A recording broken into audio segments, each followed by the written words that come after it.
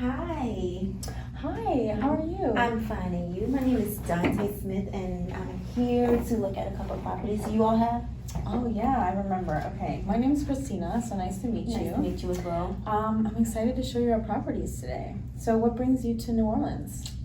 So again, my name is Dante Smith and I came here with my son and I. He's about 22 months old today. And I just recently graduated from Rollins School of Public Health at Emory University. Thank you. And just got hired on as an industrial hygienist here in New Orleans. Wow. Yes. So I've seen two properties you all had, 508 East Josephine Street, as well as 2908 East Mumfrey. Okay. And I was interested in those two. You've done your research. Okay. Yes, ma'am, I have. These are some of our newest property listings. So I'll show you this one. Okay. That's our 2908 Mumfrey. We've got a nice yard in the front, a nice backyard, lots of space for your son to play. Yes, ma'am. And we also have our 508 Josephine right here. Okay. Again, a really big yard so you guys can play. And both of these are only within 30 minutes of City Park. Okay. You know about City Park? Not really, no. Okay, so they have a lot of different activities in the summer, all throughout the year. And also, again, a really great place for you to take your son to play. Okay, that works. Is there any way that we can take a look at it? Take a look soon? Are you available tomorrow? Yes, ma'am, I am. I'll have I have a friend who works for the EPA and I'll have them come by and check some things out as well. Okay, I'll mark that in my calendar. All right, see you tomorrow. See you tomorrow. This is my friend who works at the EPA, Teresa. Hi. This is Christina. Hi, Teresa. My real estate agent.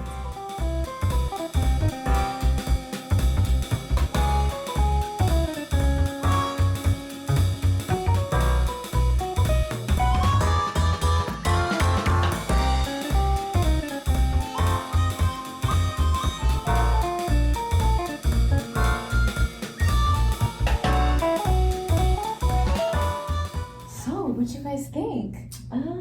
Again, I really liked it. Leaning more towards 2908 Mumfrey due to the backyard and the front yard. Just enough room for him. So I'm excited about that. I can actually have the deposit to you by the end of the week if that works. Oh, great. Yeah, that would be awesome.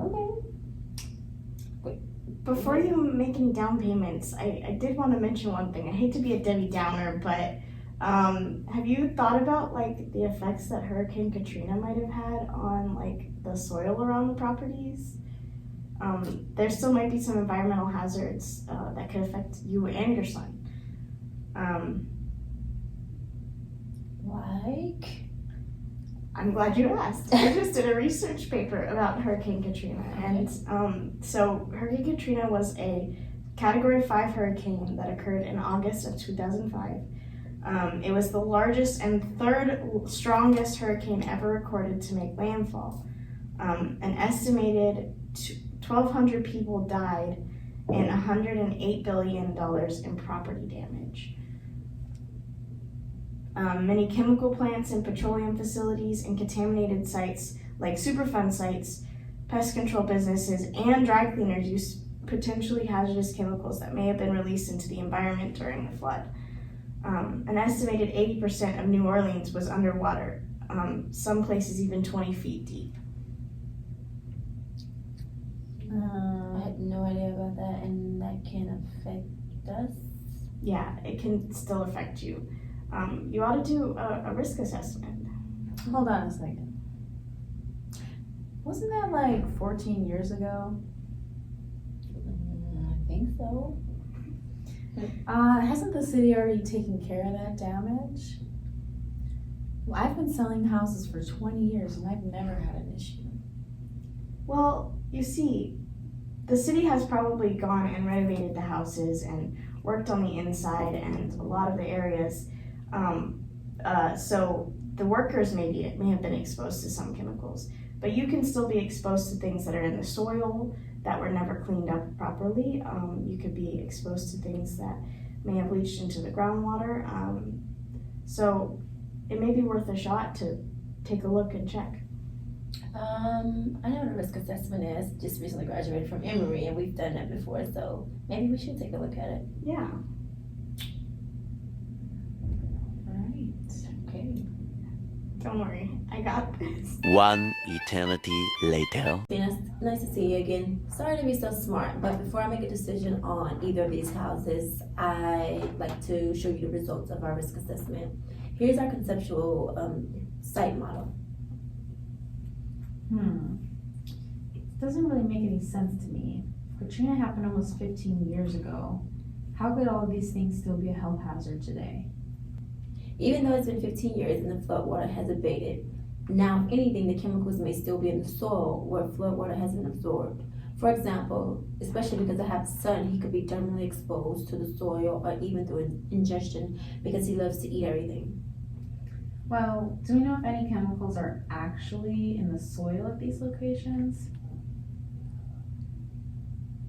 We went on the EPA website and found a data set taken in September of 2005 after Hurricane Katrina with soil samples and compiled our toxicity assessment. Here are the results.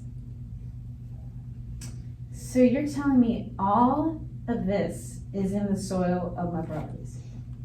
Yes, they were found, but in small amounts that were barely detectable and well under the EPA screening values.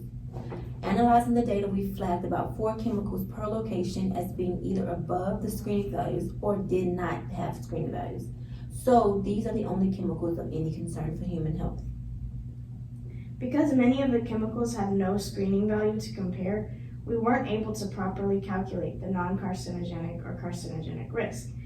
Even though we weren't able to calculate risk, these chemicals are within the class of PAHs, and we know that exposure to PAHs can cause irritation of the eyes, breathing passages, and sometimes even cancer.